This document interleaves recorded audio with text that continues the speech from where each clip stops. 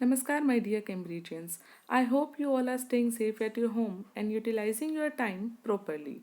Today I am going to start self-management unit of your part A, that is employability skills in IT. I am going to cover these three topics. These are positive thinking, personal hygiene and grooming. That these three are the topics of the same unit which I have started in your previous assignment of the unit self management. So let us start with the very first topic of today, that is positive thinking. It is a very important aspect to be discussed and to be acquired in one's life to be successful. Now, let us suppose I ask you to judge a person if that person is a positive thinker or a negative thinker. You cannot. It is impossible to judge a person just by looking at that person that what will be his thought process.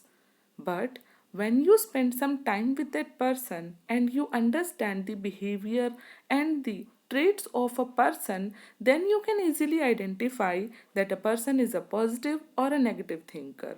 So, following are the traits of a positive thinker. These are belief, confidence, courage, calmness, determination, enthusiasm, focus, integrity, optimism, and patience. And if you find these traits in a person, then you can easily identify that a person is a positive thinker. But now the question arises that are we all born with this trait of positive thinking since birth? No. Not every person is a positive thinker, but there are ways that can make you a positive thinker by practicing them. These are: first, believe in yourself. You might have heard from your teachers, parents, well wishers that you should have faith in yourself. Because even if everyone believes in you but you don't, you are not going to get the desired results. So, it is very important to have faith and believe in yourself, and then only you are going to achieve whatever you have set for yourself. Second, create realistic goals. We all are experts in having daydreaming habits. But sometimes, whatever we see, we want to achieve, that seems to be unrealistic. So, to make it real, what we have to do? Break down your goals into mini goals to make it easier to achieve. This is how you will not have any fear of what you desire to become. Third, take a moment to take deep breaths. Why it is important? See, every day you should have at least 5 to 10 minutes of me time that is going to remind yourself to remain positive. In this time, you should calm down, relax, and take deep breaths. And you should always train your mind to remain positive in every situation. This me time is going to be really helpful in your life. Next, stop being hard on yourself. So, what if you failed? Everyone fails, but not everyone learns from their failures. Make sure you do. Next, be grateful to what you do have.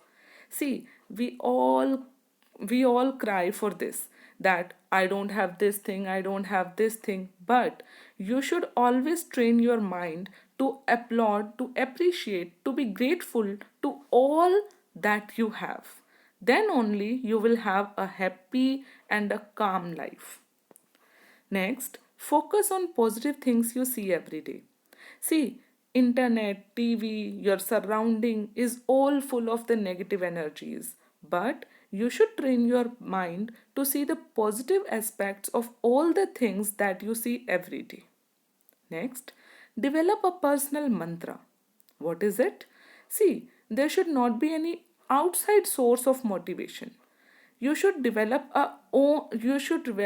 your own mantra of success or mantra of calming yourself. It can be a positive quote, it can be any religious shlok, but you should definitely recite or you should definitely remember those lines which will give you motivation instantly. Think positive words before you speak.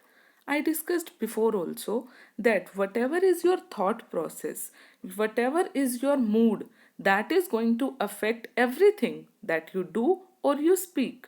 So, either your thoughts make your mood or ruin your mood. That is up to you.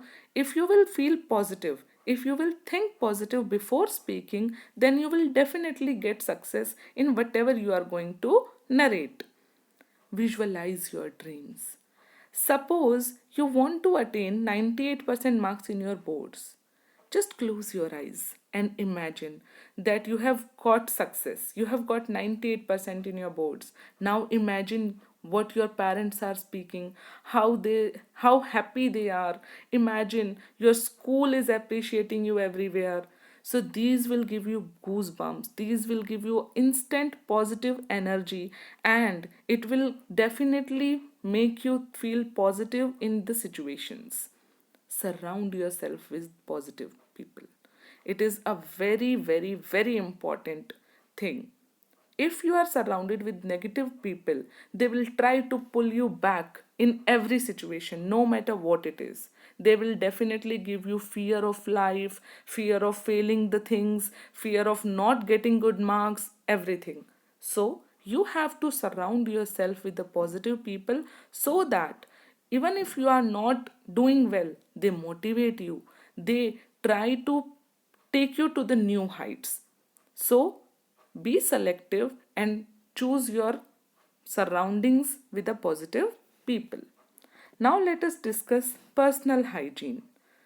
Hygiene is a very important aspect that we used to neglect many times. Personal hygiene means that you have to take shower daily, washing your hands daily, washing your dishes and utensils daily, wash your hair with shampoo, brush your teeth twice a day, wash your clothes with soap. Now you must be thinking, why are we studying these things in ninth standard? See, children, personal hygiene is directly or indirectly related with building confidence.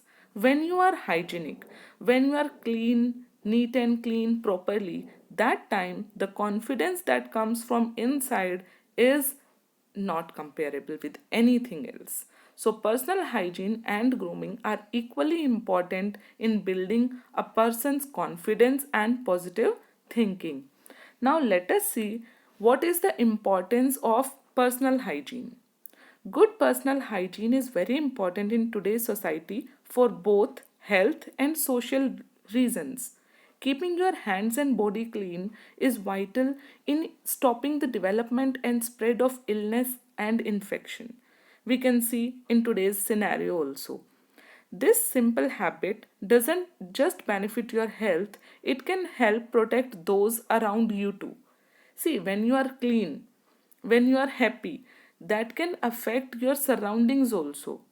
When you want to surround yourself with positive people, you have to be the one among them, because then only people will ask you also to be surrounding them. Personal hygiene also has its social benefits.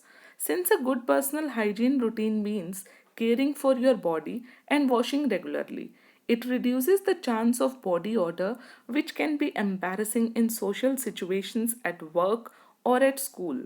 So, basically, personal hygiene is important for yourself also and for your surroundings also. There are some hygiene practices which you should try today itself. Keep your workplace clean. Wherever you are sitting, wherever you are studying, you should keep that place clean. Keep your tools, instruments, and machinery clean. Suppose you are working with a pen, that pen needs to be really clean, because if you will hold a dirty instrument, a dirty stationery, itself it is going to make a difference. Keep your office files clean. Office files, student notebooks, everything. You should keep your books and notebooks clean. Never allow dust accumulation.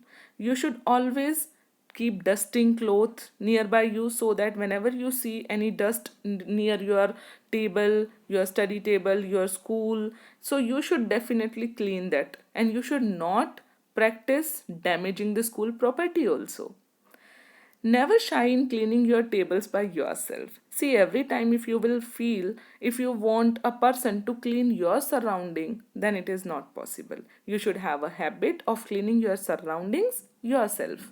Use toilets in proper way.